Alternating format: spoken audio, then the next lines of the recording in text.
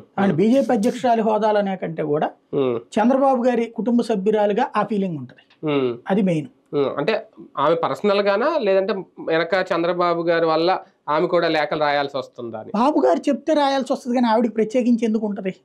ఇప్పుడు for example ఆవిడ 10 మంది వాళ్ళ ఎమ్మెల్యే క్యాండిడేట్లు ఉన్నారండి, 6 ఎంపీ క్యాండిడేట్లు ఉన్నారు. అక్కడ ఏదన్నా జరిగింది అనుకోండి, ఇదిగో మా ఎమ్మెల్యే క్యాండిడేట్ మీరు ఇట్లా చేశారు కాబట్టి మార్చండి అని అడిగారంటే దానికి ఒక అర్థం ఉంటుంది. లేదు తెలుగుదేశం ఉన్న జనసేన ఉన్న ఎవరన్నా ఏదైనా చేస్తుంటే మా అభ్యర్థులకి చేశారని అడిగితే అడిగినట్టు ఉంటుంది. కానీ అసలు ఇంతవరకు ఏమీ లేవు కదా ఇష్యూస్.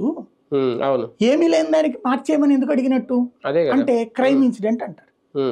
ఏం రేపు పొద్దున చంద్రబాబు వస్తే అదే ఇప్పుడు ఎన్నికల సంఘం ఈ అధికారులు మారిస్తే లోకల్ మంటలు ఏం జరగవా, ఇన్సిడెంట్స్ ఏం జరగవా? దాని ఆధారంగా తీసేస్తారా? ఇంకొకటి, సభ నిర్వహణ నీకు చేత కాకపోతే, నాకు తెలిసి మనం ఇన్నేళ్ల నుండి చూస్తున్నాం, నేను ఎన్నో బహిరంగ సభలు కవర్ చేశాను, మైకుల దగ్గరన స్పీకర్ బాక్సుల మీద మైకు మీద జనాలు పడేంత దరిద్రం చిలకలూరుపేట సభ తప్పించి ఇంకెక్కడా చూడలేదు. దాని చుట్టూ ఒక బ్యారికేడ్ పెట్టేస్తారు, అక్కడికి పొరపాటు కూడా ఎవరు రానిరు, అక్కడే 60 మంది పోలీసులు రెడీలో ఉంటారు.